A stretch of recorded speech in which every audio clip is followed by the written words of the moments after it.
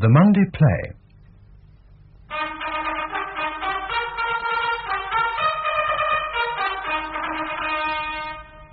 The Trumpet Major by Thomas Hardy, dramatised by Michael Kittermaster, with Ian Holm, Gareth Thomas, Rosalind Ayres, and Christopher Benjamin.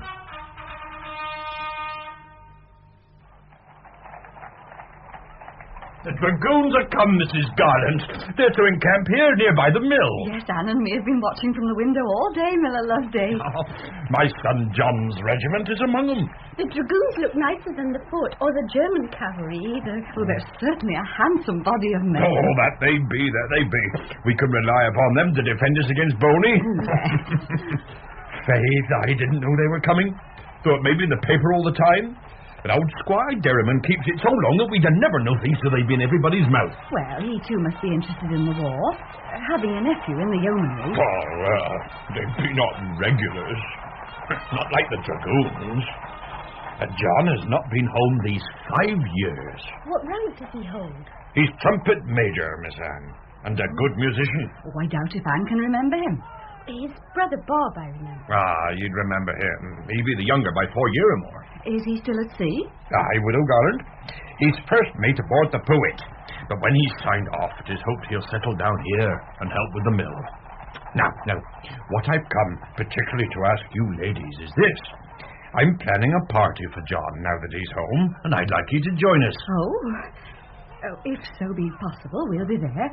You'll tell us the day? As soon as ever I've settled it with John. But I must warn it, 'twill be rather untidy, you know, owing to my having no women folks in the house, and my man David is a poor dunder-headed fellow for getting up a feast. Poor chap. His sight is bad, that's true. And he's very good at making the beds and oiling the legs of the chairs, or I should have got rid of him years ago. You should have a woman to attend to the house, Loveday. Yes, I should, but... well, it's time I was away to Jack. I'll let you know the day. Good day to you, Ma'am. Day. Miss Anne. Day.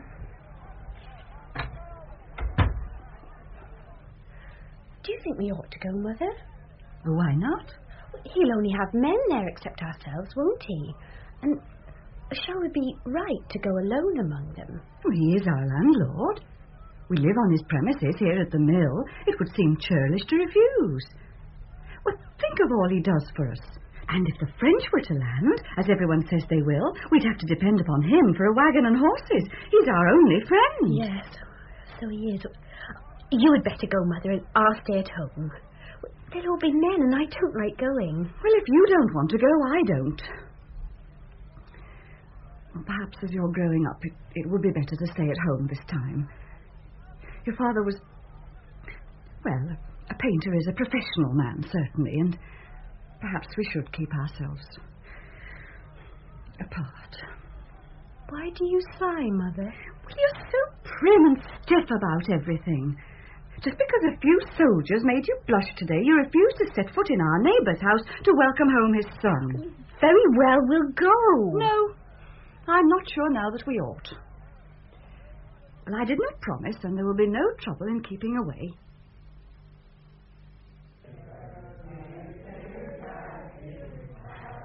How merry they are. I think they're very noisy.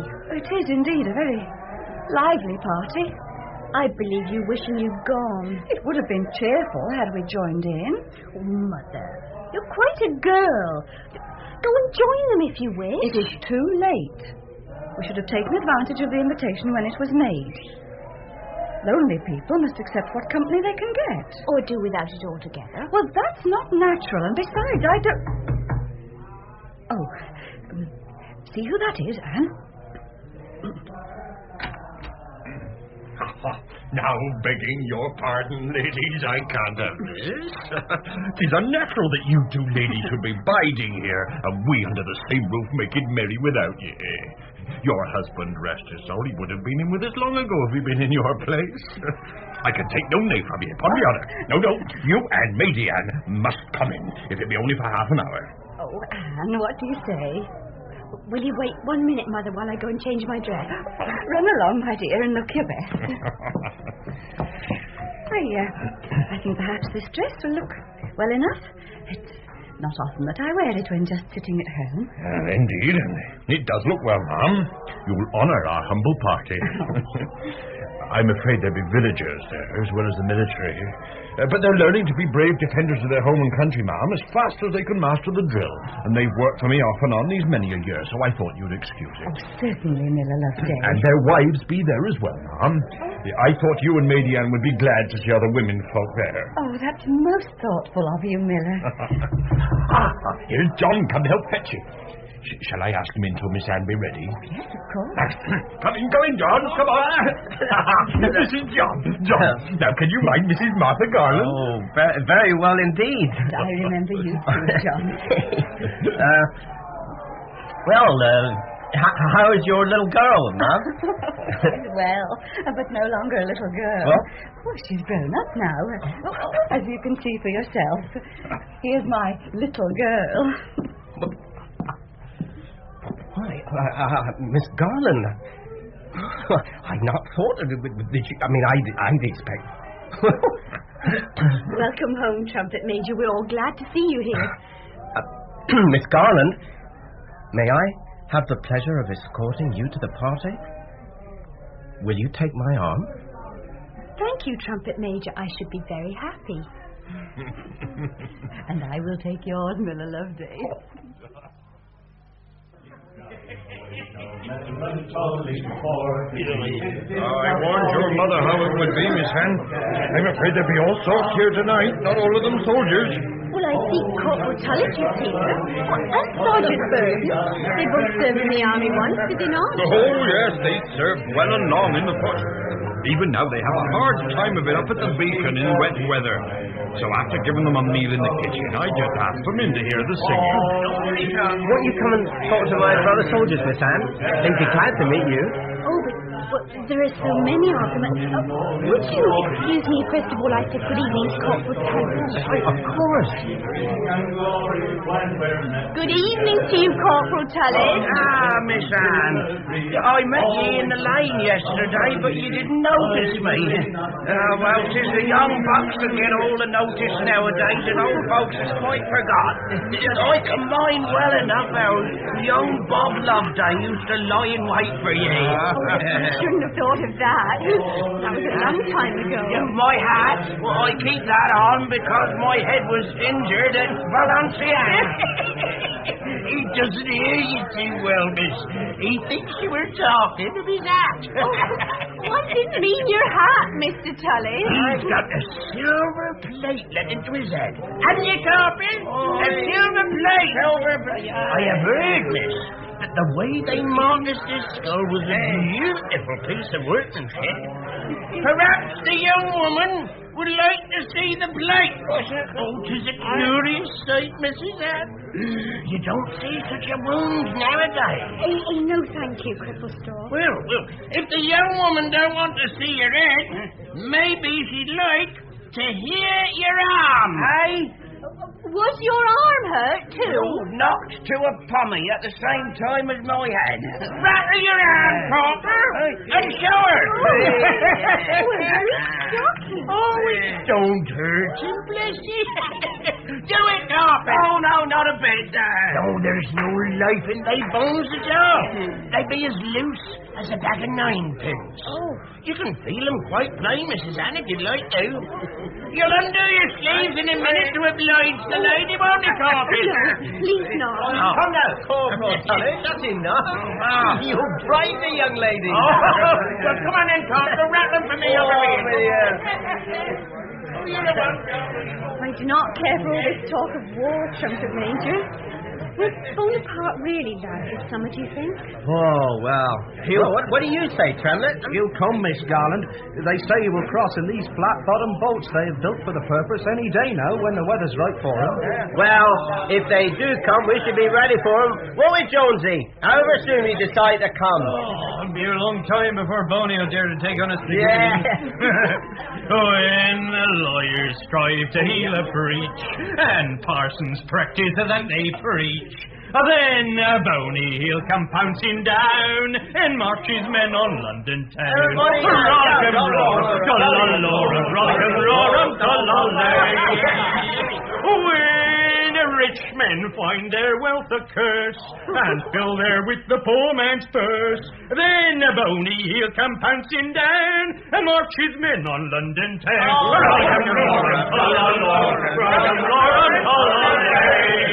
With their wives agree and maids won't wed for modesty. Then Boney he'll come pouncing down and march his men on London town. Not a verse I choose to sing before ladies. Nor I. It's young Derriman, if I'm not mistaken. For the yeomanry cavalry, Loveday. What do you hear? I was passing by and my ear was caught by the singing. I like singing. So you come home, Loveday? Oh, we're encamped on the other side of the mill pond. And this, if I'm not mistaken, you are Widow Garland's daughter. You're not mistaken. But can she not speak for herself, Loveday? You are forward, sir. I am well thought of hereabouts. You remember me, Miss Garland? I have heard speak of you. Well, come now. I've been here before. And I've seen him at the Orr, where you've got a extra newspaper for your mother, I think. I go there sometimes. And you know I shall inherit that place? Indeed. Well, what do you say to it? I have nothing to say to it. I shall watch for you there. I like a pretty girl. You know, Miss Garland, this isn't much of an affair, is it? Huh. I'm surprised to hear you speak thus, Derriman. The more so since you were not invited. Well, I'll not stay. I've several miles to ride before bedtime. Then I'll see you at the Orr, Miss Anne. Dash my wig if I don't. Good night to you. And it's weeks now since we've seen the newspaper. Why won't you go over to Squire Derriman and see if he's finished with it? I do not like to go over to the hall anymore. Why ever not? Fear of meeting young Mr. Derriman. Oh, how silly you are. It is not silly. He lies in wait for me, and I do not enjoy his company. So, we are to be deprived of the newspaper, are we? Well, what is so important that it cannot wait? Well, there's news in it, the miller thinks, of the review that's to be held in honour of the king on Barrow Down. Oh, I'll go if you insist. I do. I promised to tell him all about it, and how can I do that when there's no newspaper? Do you think it right, Mother, that you should be alone so much with the miller? What can be wrong in it, seeing that we're both widowed? Well, you've said before now that he's not quite of our class. He has been civil and generous to us. Well, it is your affair. Yes. Will you go for the paper? Very well, but I shall take the path round by the camp. In that way there'll be less chance of my meeting with young Mr. Derriman again. Garland! Hi there! Stop, my beauty! Oh, what do you want, Mr. Derriman? You. But that is not nice of you. Not nice? Well then, perhaps I'm not a nice sort of fellow. What do you think? Well, I would prefer it if you do not walk with me, Mr. Derriman. Do I worry you? The path is narrow and you are driving me off it. Well, then I can walk this side through the high grass and the guilty cups. So, what think you of the yeomanry, Miss Anne? I do not think of them at all. We are a gallant lot, you know. Why do you laugh? Your boastfulness. I should like to know what you would do without us if the French were to drop in one of these days. If a Frenchman came up to you, what would you do? I should draw my sword, like this, and take him with a third guard, low point, then coming back to the second guard. But that would be taking care of yourself and not hitting at him. Now, see here, my lovely. I may not be much at farming, but I can show as fine a soldier's figure on the esplanade at Budmouth as any man of cavalry, so don't you provoke me with that laughter. And go away and don't pester me. Oh, I know you women. Your go away means come on, now doesn't it? It means nothing of the sort. Oh, there's no bearing with you. You may run from me, but you cannot cross that stream ahead without my help. Away, you great bragging... And the only reward I'll claim is a kiss. Go away. Hurry as you may, my fine lady. You cannot cross alone. Oh, can't I? There's a plank kept here by the villagers for crossing. What are you doing? I crossed this way before, you see, Mr. Derriman. Dash my wig. There. Now I'm across. I'll catch you. See if I don't. Well, I should chip up the plank if you try to cross. You have not the strength. Oh, Well, I'm not. Ah! Now you're in. I warned you, Mr. Derriman. Dash it off! Goodbye, Mr. Derriman.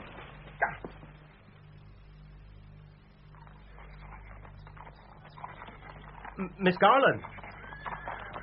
Oh, Trumpet Major, I didn't see you. You've been running. A little. What brings you round by this road? Well, I come from the hall and wish to avoid somebody. Oh. And you? Oh, I sometimes use this road from the camps.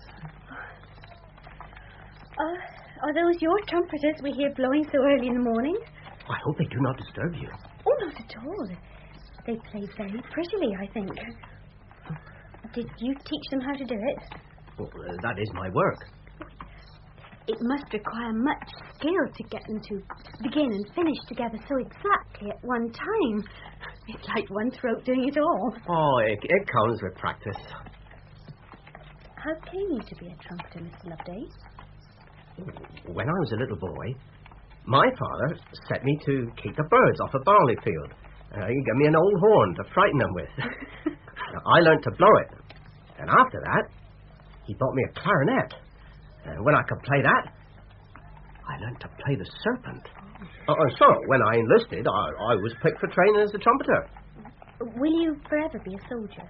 Oh, well, there is some talk of me or Bob working at the mill, so, well, it depends. Did you know that clock strikes in G sharp?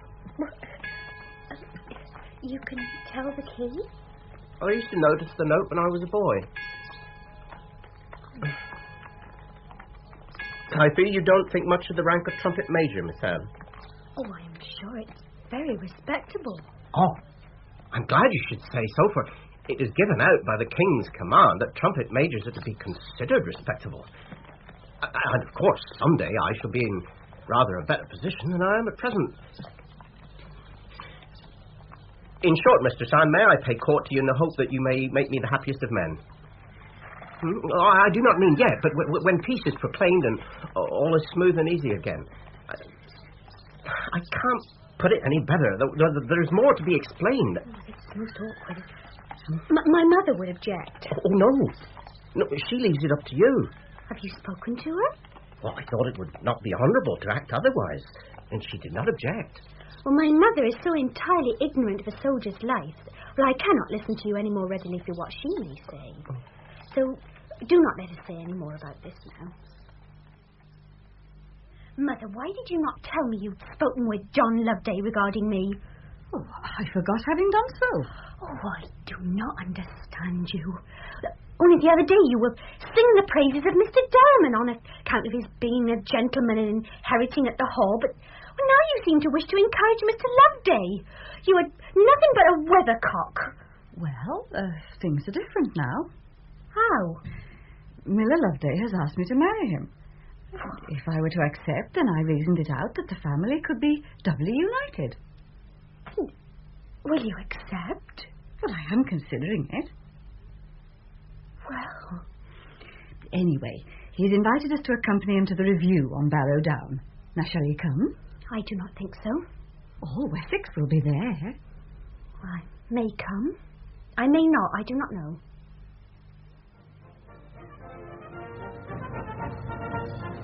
Well, now, Miss Anne, that was a sight worth travelling to see, weren't it? Yes, Anne, aren't you glad you let yourself be persuaded? To see the King and Queen. Oh, did you notice the muslin shawl she was wearing? Yes, Mother. Oh, wasn't it beautiful? And the feather in the King's hat. And it was my son John what played to him. Oh, there's fewer more consequence in a regiment than a trumpeter. And here he is. John, it's a day to make a father proud of his son, it is. Oh, I think we played not badly. Oh, I think you played beautifully.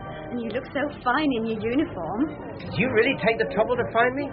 That was very good of you. Oh, her eyes followed you everywhere. Well, of course I looked at the dragoons most, and when I looked at them, my eyes naturally fell upon the trumpeters. That is all. I would like to see if we can watch the royal family depart. Can we climb to the top of that barrow and see if we can get a better view? By by all means. Oh, Mother, I've seen enough. Why don't you stay on and I'll return home and prepare the supper? Oh, then let me accompany you part of the way. I have to return to the camp, but it's a powerful big crowd for a young girl to be alone in. The road is like a fair. Thank you, but I would prefer to be on my own. Nonsense, Anne. We won't be far behind you. We'll catch you up. Very well, Mother. Come on, Miller. This way. It's been a great day for me to play before the king. I'm glad that you were there to hear it. It was an excitement for me to see him. How long do you think he'll be staying in Budmouth? Who can tell? There are those who'd be happier if he was further away from Boney. But you know, the other day he ventured out to sea so far that he was nearly caught by some of the evening's cruises. No. He's anxious to fight Boney single-handed. Oh, what a good, brave king he is. Miss Anne, you know that thing I asked you about the other day? We won't speak of it. You don't dislike me? Oh, no. How could I dislike the son of Miller Loveday, who's always been such a good friend to us? But I'm not worthy of the daughter of a genteel professional man. That's what you mean. But there's something more than worthiness required in such cases, you know. Something more? Well, since you will make me speak of it, I mean the woman ought to love the man. Well, if it were all right on that point, would you mind the other? How can I say when I don't know? Please, don't let us talk about it anymore. Your mother said... John, hold there. What? Hey, here be a letter come from your brother. He's been waiting at the post office for days, and I never went. Look, John, I'm afraid it's bad news. Will you read it and tell me the worst?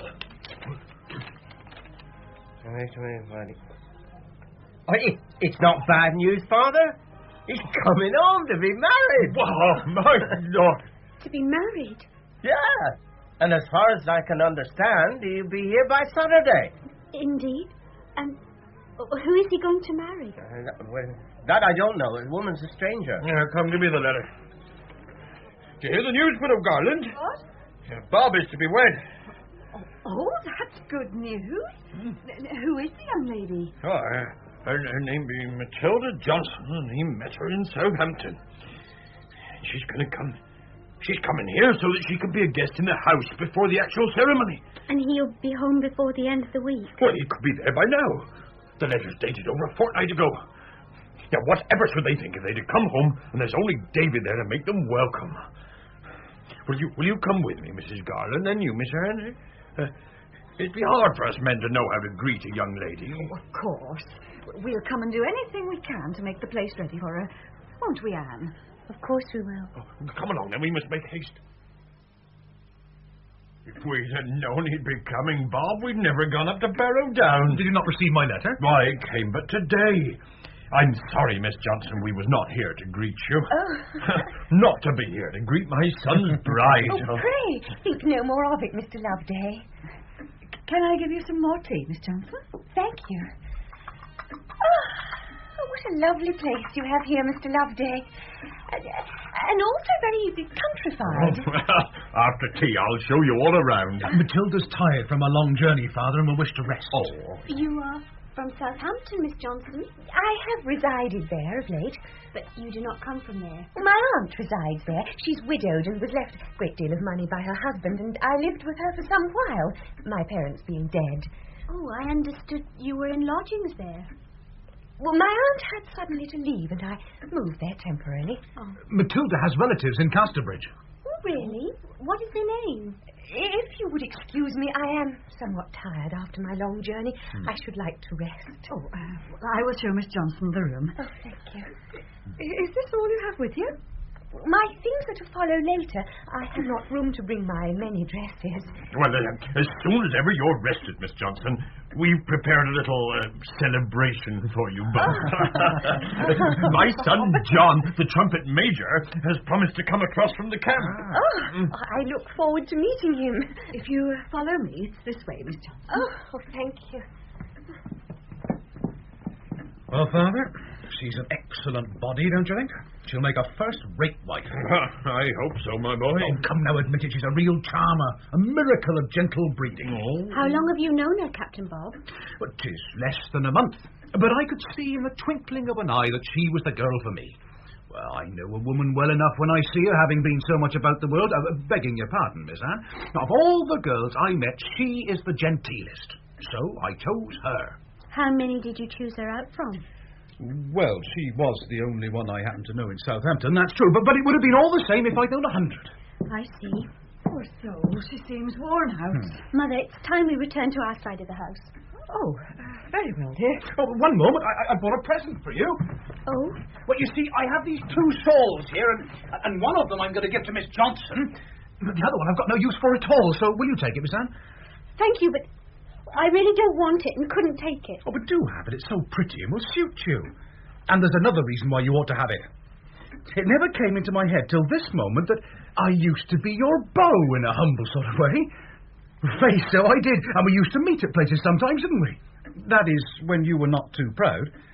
And once I gave you, or somebody else, a bit of my hair in fun. It was somebody else. Ah, yeah, perhaps it was. Oh, come on, don't tease him. You kept that curl of hair for years. You are mistaken, Mother. Well, it was you I used to meet, or tried to, I'm sure. Oh, take the shawl out of compliment to those old times. Yes, why not, dear? Give it to your bride, Captain Bob. You better bestow your gifts where you bestow your love. But... Come, Mother. Will you be joining us for our little celebration, won't you? Of course, Miller, of course. Just leave it to me. Oh, now, let me fill your glass, Miss Johnson. Miss Johnson seems quite recovered from her journey, Captain Loveday. Captain Loveday? Not yet, I'm afraid.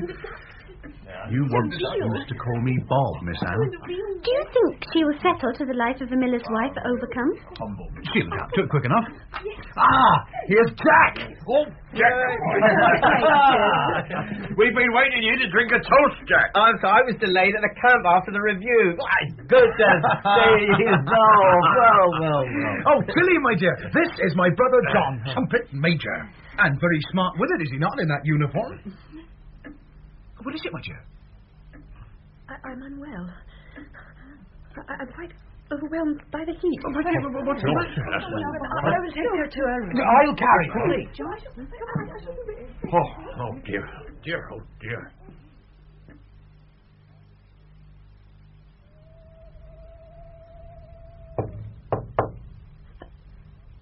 Who is there? John Loveday. Oh. What do you want? To speak with you. You cannot come in. Then you shall meet me by the mill pond. I cannot. If you do not, then I will rouse the others and tell them everything. Oh. I will meet you.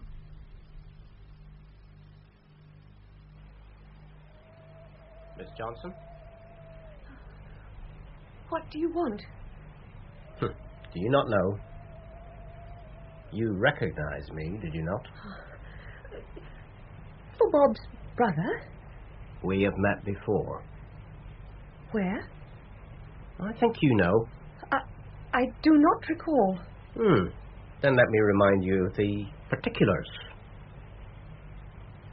Wintoncester. Wintoncester? Falcon Tavern.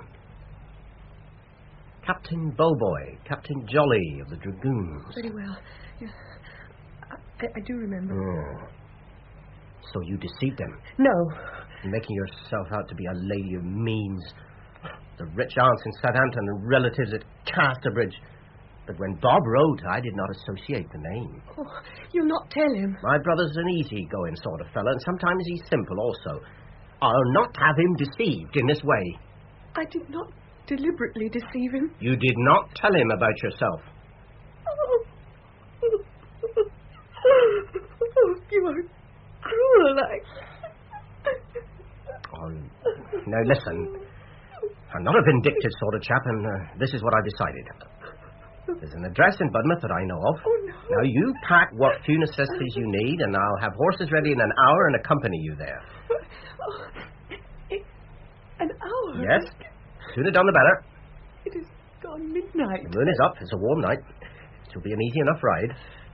I cannot do it. But then I shall rouse the household now. I shall make such a stir, madam, that the whole of Overcombe shall hear it. I have no money. I can find something to pay for your lodging for a week or so. But why can it not wait No, until I see... There's someone coming. Quick. It's that lout young Derriman. Draw back into the shadows. I wouldn't wish him to see us together. Though it's doubtful he can see anything in his state. But when he's past, we'll go, all right? But why cannot this wait until tomorrow? Because it cannot.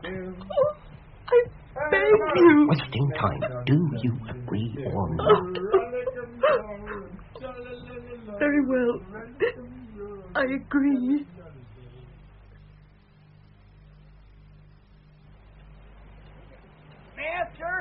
Mister! I'm busy with the car. Mister! Come you here! She's gone? Who's gone? Miss Johnson. Somewhere. Gone? When she didn't come down for breakfast, Master Bob said to call her, and I went. Seeing the doors open, I looked in and found her. Gone? Oh, Lord bless us. Miller, have you heard what has happened? Aye. Hey, now, Bob. What's all this, my boy? She's gone, Father. What do you mean, gone? I've searched everywhere. At the parsons, the clerks, the camper dragoons, the hussars, everywhere. But she must be somewhere hereabouts. Nowhere. Oh, dear. 'Tis so lonely to cruise for her all by myself. Would you not come with me and cheer the way, Miss Anne? Where shall we search? Oh, in the holes of rivers, you know, and down wells and in quarries and over cliffs and like that. Your eyes might catch the loom of any bit of a shawl or bonnet that I should overlook, and it would do me a real service. Please do come. Of course I will.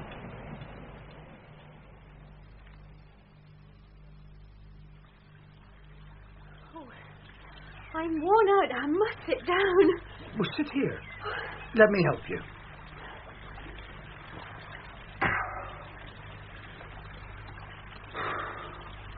She's run away. There can be no other explanation. Perhaps. Now, didn't you think highly of her, Miss Garland? Oh, yes, very highly. She was really beautiful. No nonsense about her. None. Her beauty was thoroughly ripe, not too young. We should all have got to love her. What can have possessed her to go away? I don't know. Upon my life, I shall soon be drove to say I don't care. Oh, Miss Garland, give me your hand. What are you doing? No, just one kiss, Miss Garland. I am so distraught. Oh, get up, Mr. Loveday. I never heard of such a thing. But I won't go an inch further with you, sir. It's altogether too barefaced. Upon my life, I didn't mean it. I do love her best, indeed I do, and I don't love you at all. I'm not so fickle as that.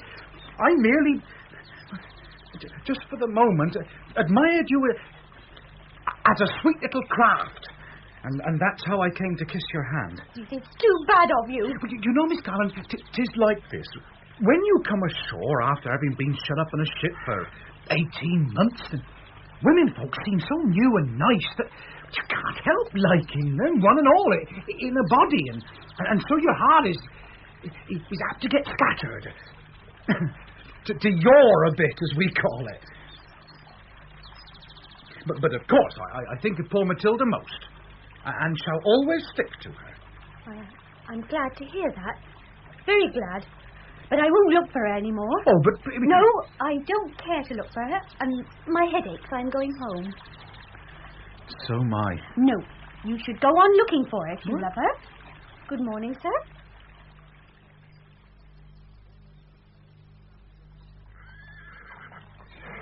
Jack? Yes? She's nowhere to be found. I know. She's gone, and I'm thankful. I'm at the bottom of it. You, John? Yes. And if you will listen, I'll tell you why. You remember what happened when I came into the room last night? And she turned colour and nearly fainted away. Well, that was because she knew me. You'd better speak plain with me. For once, Bob, I must say something that will hurt thee a good deal. She's not a woman who could possibly be your wife, and so she's gone. You sent her off? I did. John, tell me right through. Tell me. Perhaps I'd better. Miss Garland! Miss Garland! Oh, Mr. Derriman, is there some news of Miss Johnson? Nothing, except that I must be grateful to her for making you deign to speak to me. I know now why you treat me as you do. I wasn't so much in drink last night that I didn't see what was going on. No idea what you can be talking of. I saw Trumpet Major Loveday courting you down by the pond. And kissing you under the trees. Oh, I saw you. Indeed, but you couldn't have done. Well, I saw someone there with the Trumpet Major. Who else but you lives in this house? I tell you, it was not I. Well, it weren't your mother. It was scarcely likely to be the sailor's bride. I know it was you. Oh, you're merely trying to make mischief, and I'll hear no more of it. How can you do it, Miss Garland? When I, who have enough money to buy up all the Lovedays, would gladly come to terms with you. What a simpleton he must be to pass me over for him. Please go. Now you're angry because I call you a simpleton. I mean, misguided. Misguided rosebud. Mr. Derriman. All right on. But I'll have you yet. No Trumpet Major's going to win you from me. He speaks only from malice to make trouble between me and John. And I did hear voices last night. I thought she had a tryst with Bob, but perhaps Miss Johnson was meeting someone else.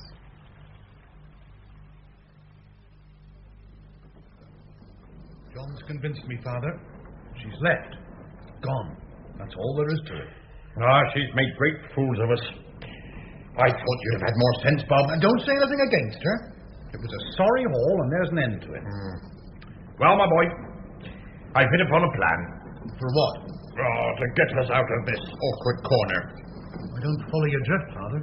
I mean about the victuals. How can you talk about victuals at such a time? Well, my boy, 'tisn't right to see all that food and drink wasted, and the villagers will be expecting a wedding and a feast. I felt more ashamed than I cared to own at the thought of how they'd laugh at us when they hear what's happened. So I've resolved to take this step to stave it off, so to speak.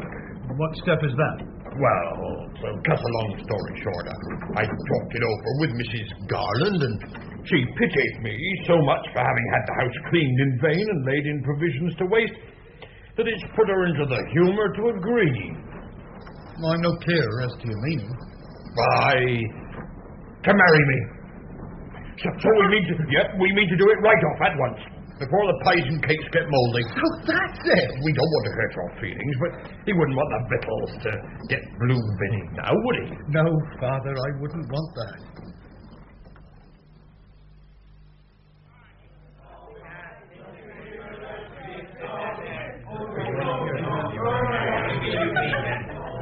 Miss Anne, may I speak with you just for one moment? Well, Trumpet Major? We're going away. Oh, where? The regiment is ordered to Exonbury. When? Tomorrow. Well, the village will seem quiet without your trumpets. Yes. Before we leave, I wish to ask you if there may be some hope for me. There's something I wish to ask you, Trumpet Major. What is that? Do you not find it curious that your brother should have made so little effort to find Miss Johnson? Well, he may have thought there was little purpose in searching further. Yes, indeed. I do not follow you. I think you do. Well, you speak in riddles, and these last few weeks you've been very distant with me. Cannot you guess why? No. Well, Miss Anne, may I write to you? To do so would imply an understanding between us. Well, you once gave me leave to hope. Now that my father and your mother are married, we are almost of one family, as you might say. As you might say, Trumpet Major.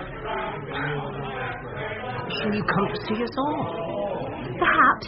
I really cannot say.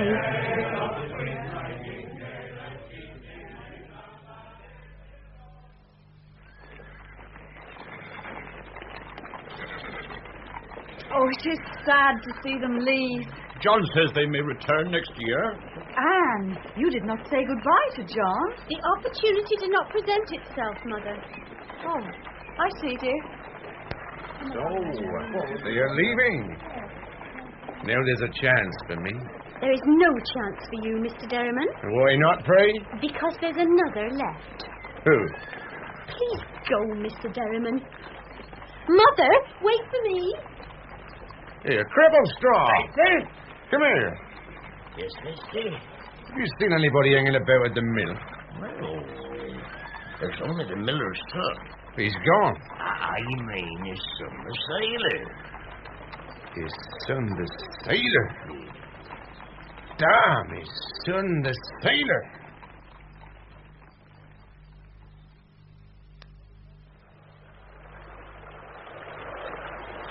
Oh, Miss Garland, I've something to show you. Something I've made for you. Really? Oh, how kind of you. Where is it? Just here by the bridge. Wait one moment.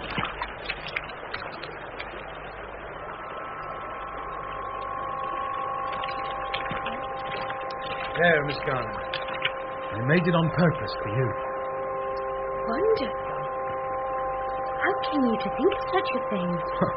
Don't know exactly. I've never made one in my life till now. And how did you make it play? What is it exactly? But it's a sort of harp, and the breeze from the mill makes it sing. I damped it with a cloth so I could show it to you. It's beautiful. Thank you, Captain Bob. Its music will sing me to sleep at night.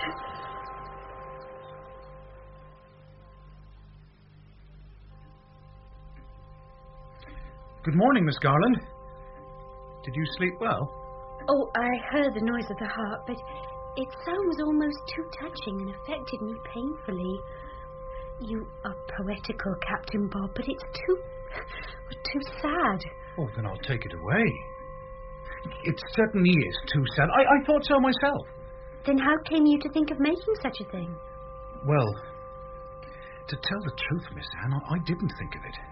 Oh, I made it, certainly, but it was my brother John who asked me to do it just before he went away. Well, he's been gone so many months now, and I'd forgotten. Then I remembered. He's very musical, you know, and he said it would interest you. He didn't ask me to tell you, but perhaps I ought to have not taken the credit to myself. Yes, perhaps you should. Shall I take it away? I think it would be as well. Well, you know I'd do anything to please you, Miss Garland. I always think first of what would give you happiness. Oh, not quite always, Captain Bob. There have been times when you've quite forgotten all about me. Oh, but I hadn't seen you then for so very long. Consider how many years. Oh, dear Anne. Think of when we were children. You were a queen to me then, and so you are now and always. Oh, very pretty. And only 6 weeks since Miss Johnson left. But the Zounds don't say anything about that. It was a sudden sort of thing, you know. Yes. You are very easily impressed by new faces. And that gives me a bad opinion of you. Yes, a bad opinion. Oh, dear Miss Garland, I know I have many faults, but I'll try to mend them. Won't you let me earn your gracious favour?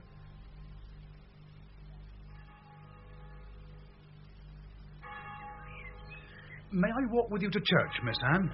If you do not walk too close. Well, you said when I asked you before that I might walk with you. I think it would be better if you walked behind me, Captain Bob. Oh, I hope that my behaviour about Matilda, I mean in forgetting you a while, that, well, it would not make you wish to keep me always behind you. Why I am so earnest not to be seen with you is that I may appear to people to be independent of you. Knowing what I do of your weaknesses, I can do no otherwise. You hit me hard. If ever I do win you, I'm sure that I shall have fairly earned you. You are not what you once seemed to be. I don't quite like to let myself love you. They're drilling by the church. Since the service has not started, shall we watch? If you wish. Why, you're all a crooking in. Which way? Dress! No, dress! Now, I hope you'll have a little patience, for I've only been in the army 3 weeks myself, and we're all liable to mistakes. We may that be. Now, tension the whole. Tension the Then pose Forelocks! Please, Sergeant, what must we do that haven't got no forelocks? Well, you must do nothing at all but think how you'd pose them if you had them. Now then, cock forelocks. Present. Very good, very good. Except that some of you were a little too soon and the rest a little too late. That was me. Now, on the order, hand your cartridge, seize it, and bring it with quick motion to your mouth. Bite the top well off, and don't swallow so much of the powder as to make it hot and spit instead of attending to your drill. Well, it's easy to be using now, And Sergeant. what's that man saying in the rear rank? Please, sir, this Anthony Cripplestraw wanted to know how he's to bite off his cartridge when he haven't a tooth left in his hand. Why, what's your genius for war? Hold it up to your right-hand man's mouth and let him nip it off for you. Thank you, Sergeant. Now, well, what have you to say, Private Tramlet? Don't you understand English? Ask your pardon, Sergeant, but what must we infantry of the awkward squad do if Boney comes before we get our file off? You take a pike, like the rest of the incapables. You'll find a store of them ready in the corner of the church Dear tower. Bob. Now then. If only we lived further from the coast. What shall we do if Boney lands? We have 60,000 regulars, militia reserve. With all the volunteers, there's nothing to fear. Though sometimes I fear that poor John may be killed. Why he? He's sure to be among the first that'll have to face the invaders, and trumpeters get picked off. There's the same chance for him as for the others. Yes, the same chance, such as it is. You've never liked John since that affair of Matilda Johnson, have you? What has that to do with it? Well, as it's a ticklish time for him, would it not be worthwhile to make up any differences you have with him? I have nothing to make up. I own I was angry at the time with him, but since John's been gone, I found out more of his meaning and of what he really had to do with that woman's flight. Did you know that he got her to go away? Yes, and I blame him for it. Surely you must. Well, what else could it have meant but that he wanted her for himself? Well, Anne, dear, it's not a story that's fitting should be told from my lips. You must ask your mother to give you the truth. But when you know it, you'll no longer be able to blame him.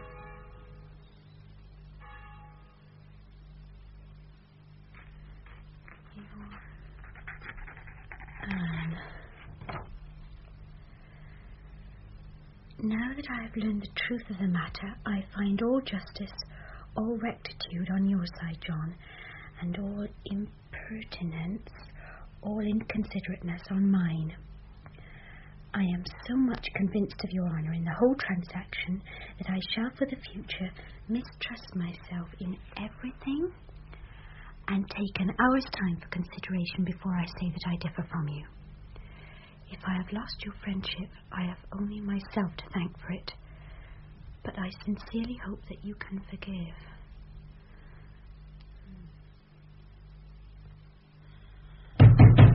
Father, wake up! Miller, wake up! What is it? There's a light from the beacon. The French must have landed. Oh, what's that? They say Boney is here. Oh, mercy on us. Where are they? Down Budmouth way. Mother, what is it? The beacons are fired, Miss Anne. What did you do? And the women must be got the king's beer as arranged. Bob, rouse David. Tell him to put the horse in the gig. Yes, Father. Molly shall travel with you. I must assemble with the company. And you, Bob, what shall you do? Find what weapon I can and fight as best I may. Oh, Bob, I'm afraid you'll be killed, and my mother and John and your father and all of us. My dear little hat, that will not happen. We shall drive him into the sea after a battle or two on land. I only wish to God I'd offered myself as a sea fencible a long time back. That's where the real fighting will happen. Anne, go and get dressed at once. Oh, I will. Oh, God bless you, Bob. Oh, Bob, tell David he's to assemble as soon as the gig is ready. Right, Father. I've saddled your horse, Master Derriman. There's no hurry. The beacons be fired. You must leave at once. It's possibly a false alarm. That it is not. I see them. And listen to them bells. You may depend on it, sir. Boney's come. Oh, thank God my duty as a local don't require me to go to the front, but only valiant men like ye. If Boney could only see now, he'd know too well there is nothing to be got from such a determined, skillful officer but blows and musket balls. Yes. Professor, if I ride off to Budmouth and meet him, all my training will be lost. I mean, no skill is required as a forlorn hope. So now that's the point, sir. You would outshine them all and be picked off at the very beginning as a too dangerous brave man. But if I stay here and urge on the faint-hearted ones, or get up into the turret stair by the gateway and pop off at the invaders through the loophole, I shouldn't be so completely wasted, should I? You would not, Mr. Derriman. But as you were going to say next, the fire in your veins won't let you do that. But there's another sort of fire in my veins too, Cripplestraw, that makes me draw back. 'Tis love. Oh, I must go and look for her. A woman, sir? Oh, I didn't want to confess it, but 'tis a woman. Strange that I should be drawn so entirely against my natural wish to rush at them. There's the unhappy fate of being smit with the eyes of a woman, and you are unmanned. Then go to the defence of your adorable lady. Think of what you owe her at this terrible time. So cast off that wish to rush to Budmouth and go where your missus is defenceless and alone. I will, Cripplestraw. Now you put it like that. I know her plans are to go to Kingsbere with her mother. Then you go you now there and hide with her.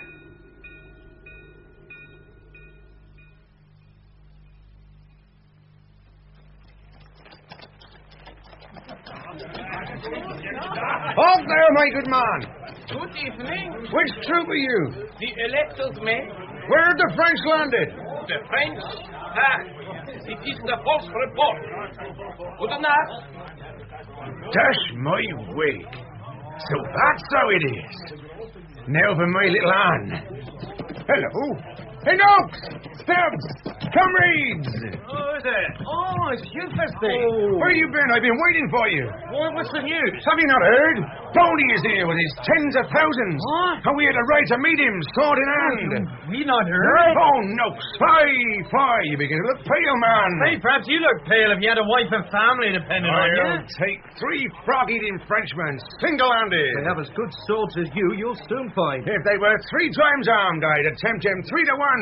Spur on, comrades! That's when you get into battle, Derriman, and see what it's like if courage will cool down a little. I shall be bayoneted first. Now let's rally, and on!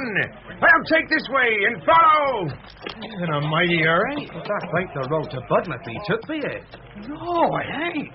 Let's ask that Prussian over there. Oh, hi. Here, Hanoverian. Good evening. Which way are the French? French? There is no French. It's an false alarm. I tell your friends so. Guten Abend.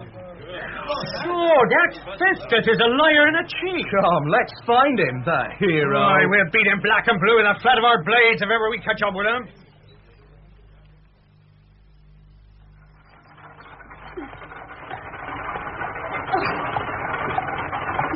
What is wrong with the wheel of the car? It's your womble, Mrs. Loveday. I said to David when I last seen it, I told him that we'll do womble something terrible and we'll come loose one of these days if we don't open to It's with it in this condition. I don't think it's safe to go on, Mother. We cannot turn back now with this risk of being caught by the French. How much further is it? Must be at least another 5 miles to Kingsbere, Miss Anne. Oh, Nick! Oh, John Mark, it's the wheel!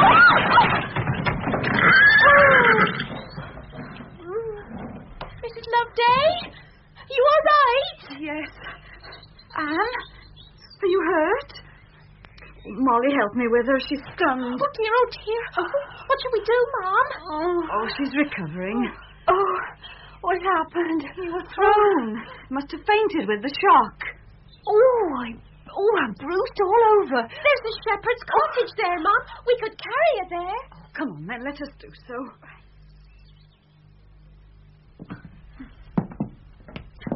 There's no one here. Whoever it is that lives here has gone with the volunteers, most likely.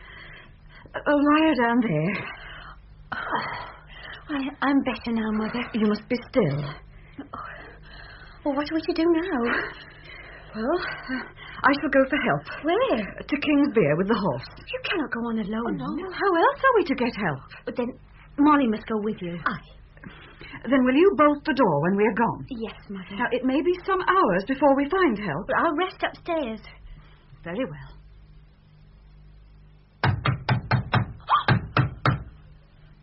Who is it? Me! Open up!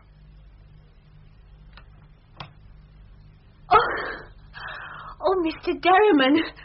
How came you here? I saw the gig overturned and your mother and the servant riding away.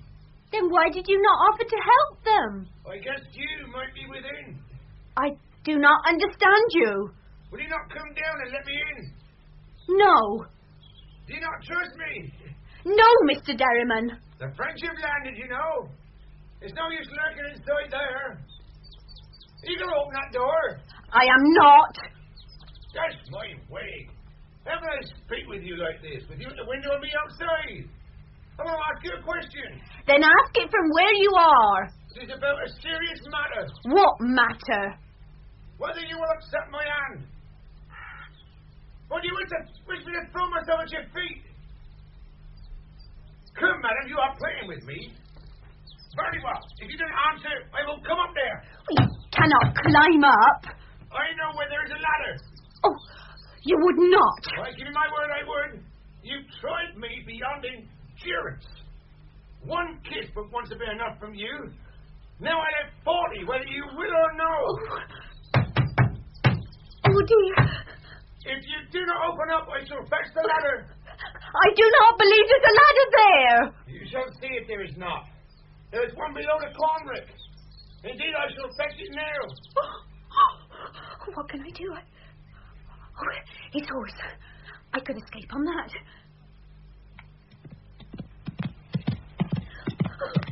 Is there anyone to help me? I can cling on no longer. Oh, you! Please! Stop him! Stop him!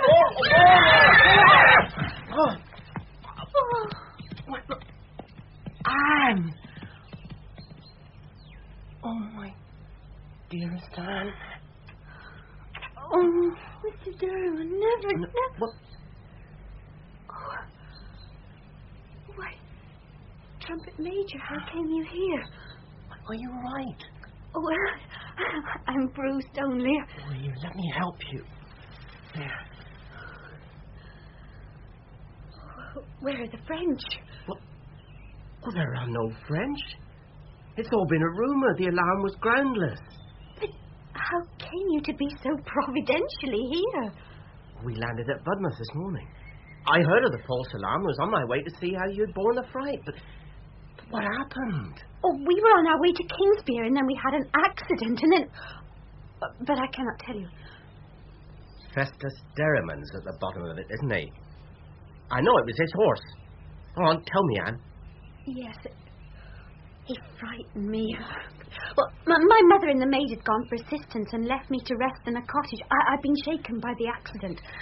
And Mr. Derriman, he besieged me there. He tried to force his way in.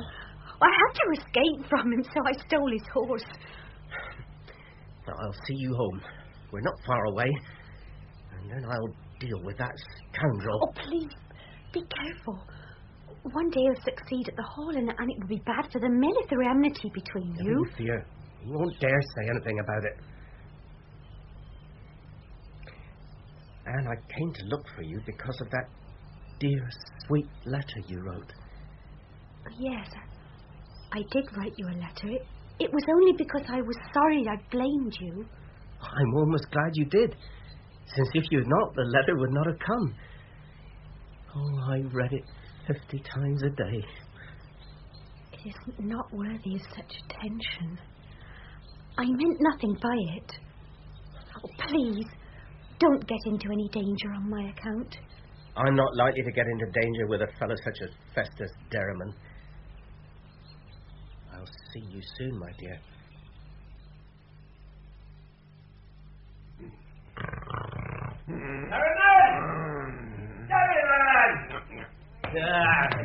Derriman! Wake up, you scoundrel! Who's there? Is that you, dear Anne? Oh, let me kiss you. Yes, oh, you will. Shut your mouth, you pitiful blockhead. Oh, I'll teach you genteel manners to persecute a young woman in that way.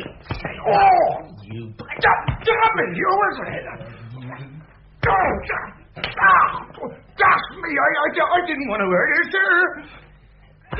It is Loveday, isn't it? Yeah, my name's Loveday. And you'll know where to find me since we can't finish this tonight. Pistols or swords, whichever way you like, my boy. Take that. And that. Oh, God. So that you may not forget to call upon me. You shall not take such liberties with old Squire Derriman's nephew. You dirty miller's son. You flower. You smart the corn. I'll call you out tomorrow morning and have my revenge. I'll wait to hear from you. Oh, my head. Oh, Lord! What's happening here? Oh, fetch me some more ale. Oh, yes, Mr. Derriman. I'll have you, Robert Loveday, dirty sailor. But how? I know. The press gang are here in Budmouth. I'll have him pressed for service aboard ship, that's it. And once he's at sea, the coast will be clear for me again.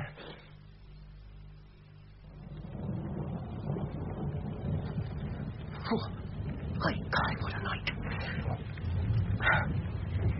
But there are the lights of the mill. And in a minute, I shall see my Anne. And here she is, come to look for me. And to think I doubted that I could ever win her love. Bob? Bob? Oh, Bob, I'm so glad. Oh, my dear, I've looked for you everywhere. Thank God you're safe. And if it wasn't for me, he'd be married to another. But she loves him, and there's an end to it.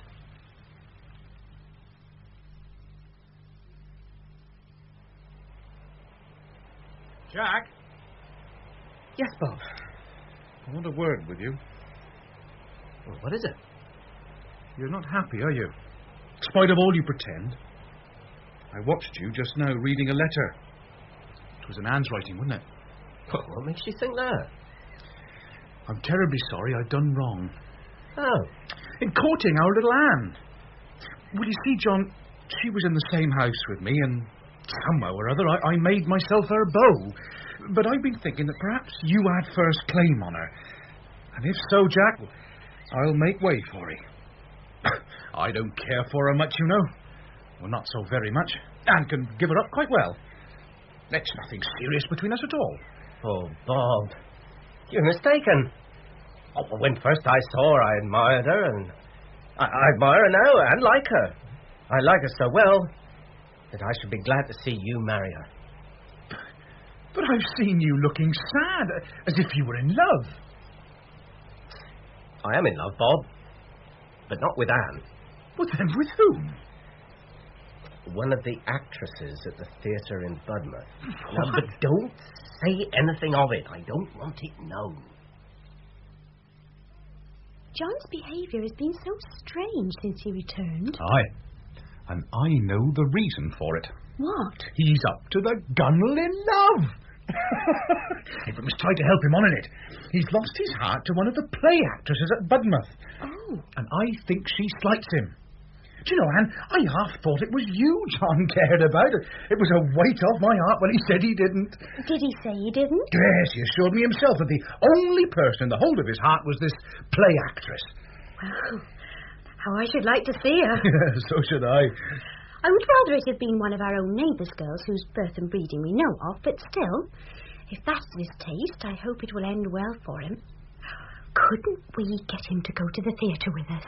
And then we could watch him and find out the right one. Oh, yes, why not? I'll speak to Jack and arrange it. Time has come for Iphigenia to find the miracle she wrought upon my mind. Don't talk to me. This must be the lady. Look at him, Bob. See, he's much agitated. It's Matilda. Finish your nonsense. Matilda, actress? Found it. So is she the woman of his choice after all? Oh, if so, it is a dreadful thing. Oh, come, Bob, let us leave. I can bear to stay no longer. Robert Loveday.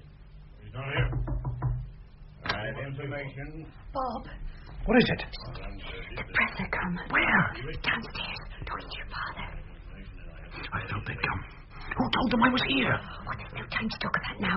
Now, come, hurry. Look, you get out the window. Where should I go? Well, you can hide beneath the bridge. They'll not look there. I'll come to you when they've gone from the village. Bob. I'm here. Be gone. They'll return, you know. Standing here waiting for them to go, I've decided what I should do. What is that? I hear that Captain Hardy's at home, at the manor house at Possum. Well, as soon as the fleet is refitted, he'll be putting out again with Admiral Nelson, who's determined to find the French. What of it? I'll go and speak with him and see if he'll take me as a volunteer aboard the Victory. You'll not leave us? It's my duty to go. The war will soon be over. Once Nelson has found the French fleet and taught him a lesson, that'll be the end of it. When shall you see Captain Hardy? I go there now. Now? The sooner done, the better.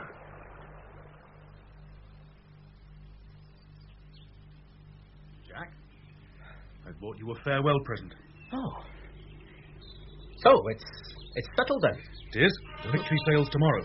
So I bought you something that you will value, and which I have no further use for. Oh. Thank you, Bob. What is it? 'Tis a young woman's lock of hair. Black? Yes, black enough. Whose? Why, Matilda's. Oh, Matilda's. Well, whose did you think then? Jack, you are a good fellow. Now I see it all.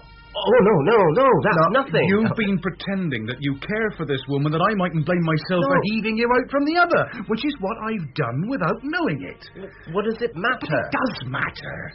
I've been making you unhappy all these weeks through my thoughtlessness. You stick to her, Bob, and never mind me.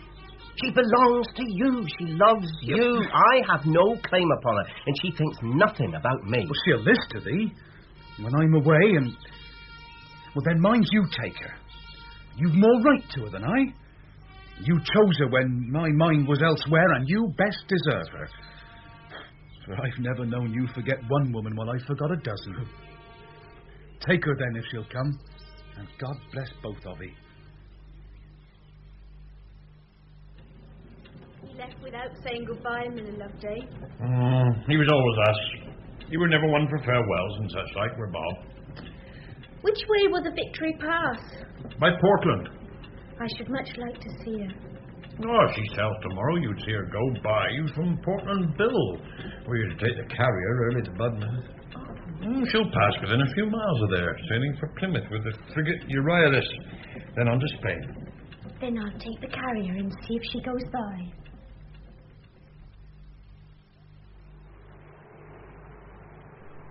Sir? What is it, my dear? Might I look through your telescope? But you may. You can look for me, child, and tell me what you see. For my sight is gone off lately, and things one and all be but a November mist to me. And yet I fain would see today. I am looking for the Victory. I also. I was a sailor once.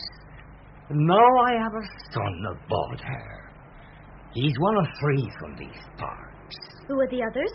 Well, other than my son Jim Cormack, there's the captain himself, Captain Hardy, and there's young Loveday from Overcombe. He that lately joined. Then I shall look for you and tell you if I see anything. Certainly, missus. What do you see? I see a ship. A large ship with 3 masts. Huh? 3 rows of guns along the side. Huh? And all her sails set. I guessed as much. There is a little flag in front over her bowsprit. The Jack? And there's a large one flying at her stern. The ensign? And a white one on her foretopmast. That's the Admiral's flag. The flag of my Lord Nelson. What is her figurehead, my dear? Oh, a coat of arms supported on this side by a sailor. On the other side of that figure is a marine. She's twisting around in a curious way. And her sails sink in like old cheeks. And she shivers like a leaf on a tree. She's in stays for the lap attack. Captain Hardy knows every current about here, being a native. Oh, and now I can see the other side. It is a soldier where the sailor was before. You're sure it's the Victory? I am sure. Now she's vanishing.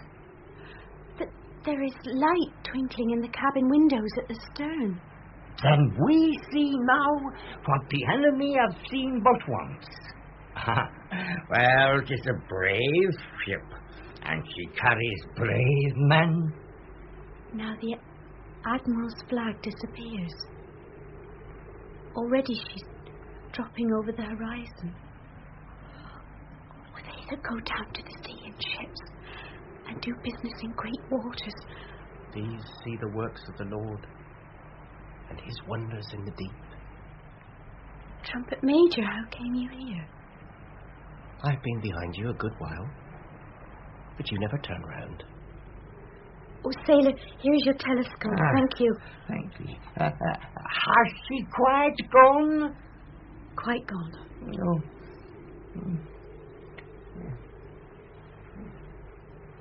You've come from Budmouth? I returned there today and heard that Lord Nelson had embarked, and I knew at once that they would sail immediately. And was there a great crowd to see them go? There was. The Admiral took his coffin on board with him, they say. Oh, his coffin? Oh, something terrible then is meant by that. Oh, why would Bob go on that ship, doomed to destruction from the very beginning? It was his determination to sail under Captain Hardy and under no one else.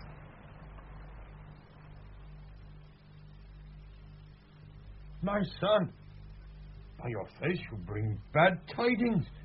Yet we'd news of a great victory off Cape Trafalgar. Oh, John, what have you heard? There was a battle, certainly, and it seems the English were the victors. But Admiral Nelson was killed. And Captain Hardy alive only by a miracle. His shoe buckle was carried off by a shot. And I fear there was heavy slaughter among the men of the Victory, which was in the thick of the action. Do they name the killed and wounded? There are lists, but only the officers. None for the ordinary seamen or marines. So we cannot know what happened to Bob? Not until the ship comes into harbour, no. He's dead. Oh, you must not say so. I know it. He should not have gone. Don't give up hope yet, dearest Anne. We must await the return of the Victory. Mr. Loveday, there be a sailor come from the Victory. Speak with me. Use a Master Robert, sir. He says... Show him in. Show him in. Oh, what can it be? Come in, sir. Maggie, I'm from aboard the Victory. Yes, we heard. Now, what's your news? My name's Jim Cornick, and your lad is alive and well. Oh, thank God. I've come from Spithead to Boston, and now I'm going on to Budmouth. And Bob hasn't got a scratch? Not a scratch. Oh, Lord be praised. Oh, we heard afore that the Victory was near knocked to pieces. Aye, you'd say so, but you could see her. God, her sides be battered like an old penny piece. Her shot be still sticking in her whales. And as for her decks, oh, you may swab with hot water and you may swab with cold, but there's the blood stains and there they'll bide. We rather expected a letter from Bob before this. Well, you must make allowances. The truth of it is he's engaged just now at Portsmouth, like a good many of the rest from our ship. It is a very nice young woman that he's a-courting of, and I make no doubt she'll be an excellent wife for him. Courting? That's enough, Miller. Do you speak of Robert Loveday as courting a wife? Oh, pardon me, miss. Your brother have his eyes on a wife, and he deserves one. I hope you don't mind. Oh, not in the least. I'm interested, naturally. And what is she? Oh, a very nice young master baker's daughter, Annie. A very wise choice of the young man's. Oh, is she fair or dark? Her hair is rather light. Oh, I like light hair. And her name? Her name is Caroline. We do not care for more just at this moment. We do care for more. Tell it all, sailor. Oh, that is a very pretty name, Caroline. When are they going to be married? Oh, I don't know as how the day is settled, but from the rate the cotton is scudding along at, I should say it won't be long. Well, if you see him when you go back, give him my best wishes and say that I'm glad to hear he's making such good use of the first days of his escape from the Valley of the Shadow of Death. John, you worked well in the mill. It always seemed to me that you had more of a taste for it than your brother. Have you thought of leaving the army, settling down here, getting yourself a wife? Well, I've thought of it, but it's not to be. You know, you could win Mady Ann if you put your mind to it. Well, you can see how she still pines for Bob in spite of all he's done to her. She thought too much of him. 'Tis plain she's lost him. The only way she'll get over him is for another to woo her. So if you could get her, my sonny, to think less of him and a bit more of thyself, it'd be a good thing for all. Fairness to Bob before everything. He had forgot her, and there's an end to it. She's not forgot him. Well, think it over. You'd make her a better husband than ever he could. You know, he said that to me himself the last time we met. Oh, then what you wait for? I'll write to him, Father, and ask him if he's really given her up or if this Portsmouth girl is just another passing fancy. You may write to him, but our Bob doesn't seem to have much of a hand for letters. Then, if he doesn't answer, I'll no longer feel bound to him.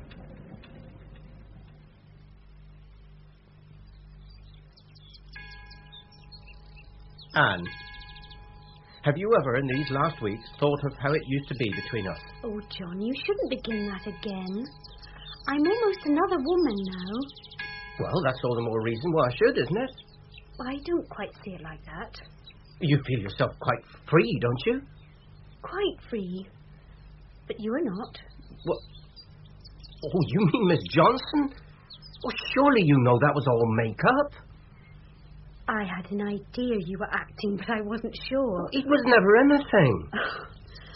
I have thought over every side of it, and I'm at last sure that I don't wrong my brother. As far as he's concerned, we are both free, Anne. But if you cannot love me, liking will be well enough. Dear John, you are so generous and good. I'm not that. I fear I'm quite the opposite. It would be all gain to me, but you've not answered my question. I cannot. Positively, I cannot, and I beg you to promise me not to speak of this for ever so long. Very good. I will not worry you any more. Oh, you need not have said worry. It isn't that. Well, I am very blind and stupid. I've been hurting your heart all the time without knowing it. It is my fate, I suppose. Men who love women the very best always blunder and give more pain than those who love the less. No one loves me as well as you, John. Nobody in the world is as worthy to be loved, and yet I cannot love you rightly. But I do so feel for you that I will try as hard as I can to think about you. Well, that is something. I may live in hope. You say I must not speak about it again for ever so long. How long? No, that's not fair. I'm so glad, my honey, to see you and Jack together so often. We're bound to see each other when the mill is whole for both of us. Oh, no, you know what I mean. Oh, it would please me so, my dear little girl, if you could get to like him better than that weathercock Master Bob. Now, can't you? Come now. Oh, how you all beset me. Why would it please you so much? John is as steady and staunch a fellow as ever blown a trumpet. And you be not indifferent, be you, my sweet? I saw you t'other day, when that cattle tipped over and he burnt himself in saving you from a scalding. His hand will not be well for a long time. He thought not of himself at all. But you think of him now, don't you, my dear? Oh, I do indeed think of him quite differently. I tell thee, John, now's thy chance. She as plain as said she loves you. Now suddenly you play cool with her. Well, that's not the way to win her. Don't you want to make her yourn? I love her dearly, but I can't, because of her, forget the only brother I've ever had, and whom I've loved ever since you were a baby. Ah, but he's forgot her. No, Father. I've had a letter from him, in which he says that his heart has now returned to its true anchor, and that he never really loved the young woman in Portsmouth, and that all his hopes of happiness lie with Anne. He also asked me, as a brother, to guide her back to him. Well, what else can I do? John, I'm so glad to see you. My walks have been sadly alone of late. Oh, it's quite by accident that we meet. I thought you was at home. Well, this used to be a favourite walk of mine. Have you been this way before? I? A church once stood here. Yes. I've often shaped it out in my mind. This must have been the altar. Yeah. Hundreds of people have been made man and wife just here in past times. Yes. This field used to be a village, you know. My grandfather would call to mind when there were houses here. But the squire pulled them down because poor folk were an eyesore to him. Do you know, John, what you once asked me to do? In what sort of way? In the matter of my future life and yours. I'm afraid I don't. John Loveday. I do remember. Well, need I say more? Isn't it sufficient? It would be sufficient, but... Well, that summer you asked me 10 times if you asked me once. I'm older now, much more of a woman, you know. And my opinion is changed about some people. Especially about one. Oh, Anne. Yet I've been thinking that men of the military profession perhaps should not marry. They should be like St. Paul, you know. By John! Pretending religion. It isn't that at all, is it? It's Bob. Well, I have heard from him again. He's back once more and promoted lieutenant and appointed to a sloop that only cruises on our own coast. So he'll be at home on leave half his time, and he'll be a gentleman someday and worthy of you. You know how it is between us. But that was long ago. I wish to hear no more of it. But Anne... No more. Do not speak of it. It is finished. Oh, Anne. Dear Robert, I write these few lines to let you know that if you want Anne Garland, you must come at once, or she will be gone. Gone. Somebody else wants her, and she wants him. It is your last chance. Now, Bob, do the best you can for yourself. I've done all I can. But there's thy work cut out, I can tell you. I wouldn't have run such a risk for the world. But I didn't think there was any danger, knowing that you was taking care of and keeping my place warm for me. I didn't hurry myself, that's true, but think I, if I get this promotion I'm promised, I shall naturally have leave, and then I'll go and see 'em all. Gad, I shouldn't have been here now but for your letter. Oh, you little think what risks you've run. Whatever you do, Jack, don't say a word about this other girl. Well, I suppose Anne never caught a capful of wind from that quarter. She knows it all. Knows?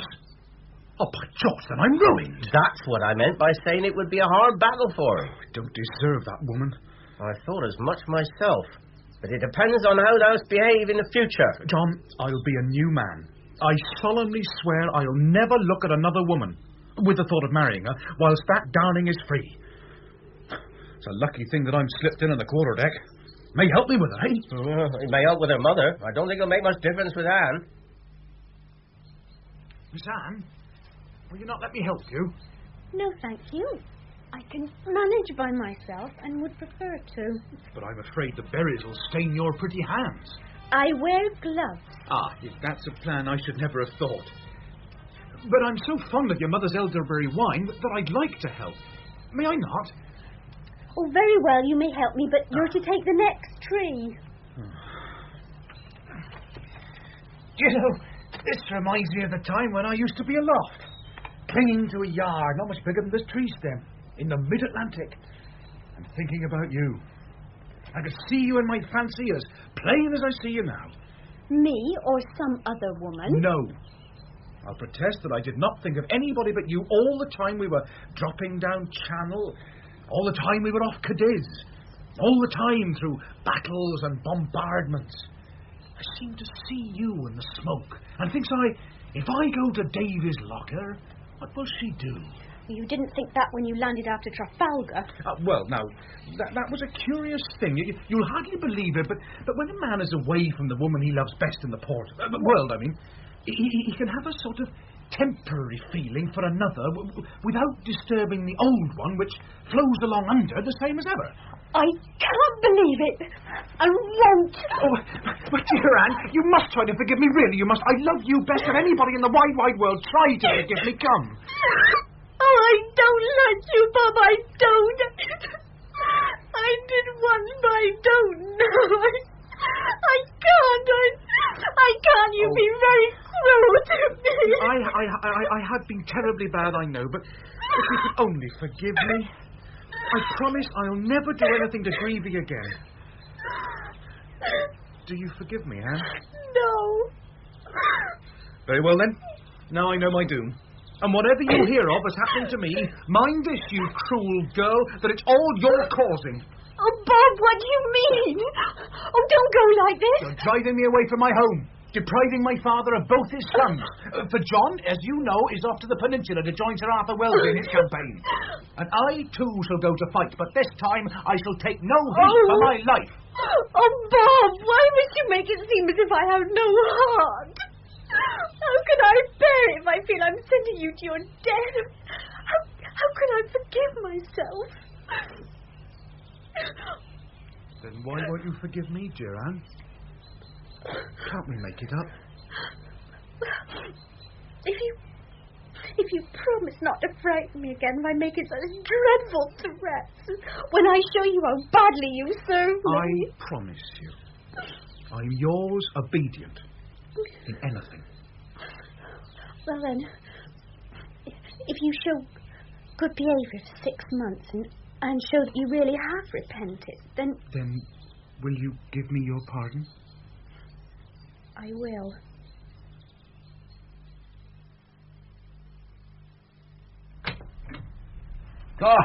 Anne, my dear, there you be. We feared that you'd missed John. He's come to say goodbye. Bob, there was a word I wanted to have with you about the mill. Well, why? What about it? Come this way, please. Well, I would not have wished to have missed you, but I thought you were going to look in again before leaving. No, I find I cannot. Goodbye. John, I must tell you something. You were wise in not taking me at my word that day. I was greatly mistaken about myself. Gratitude is not love, though I wanted to make it so for a time. You don't call me thoughtless for what I did. My dear Anne, don't let yourself be troubled. What happens is for the best. Soldiers are here today and there tomorrow. Who knows that you won't hear of my attentions to some Spanish maid before the month is out? What, 'tis the way of us, you know. Oh, a soldier's heart is not worth a week's purchase. Goodbye. Goodbye. Goodbye, John. One word, brother. It's all right, Jack, my dear fellow. She has today agreed to bestow her hand upon me at the end of 6 months. Dear Bob, I'm happy for you. Be worthy of her. Of course. Goodbye, Jack. Goodbye. Come, my son. Let me kiss you goodbye. Come back safe to us soon. The candle held by his father shed its waving light upon John's face and uniform, as, with a farewell smile, he turned on the doorstone, backed by the black night. And in another moment he had plunged into the darkness, the ring of his smart step dying away from the bridge, as he went off to blow his trumpet till silenced forever upon one of the bloody battlefields of Spain.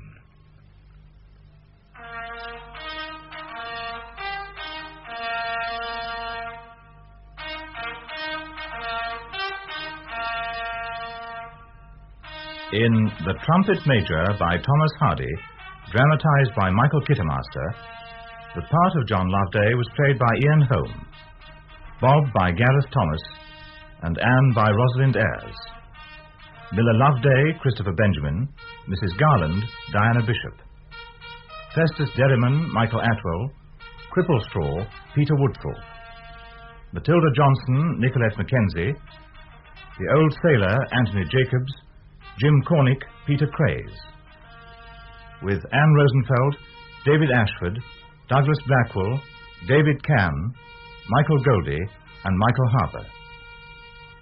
The trumpeters were from the band of the Blues and Royals. The songs were arranged by Mary Nash. The play was produced and directed by Jane Morgan.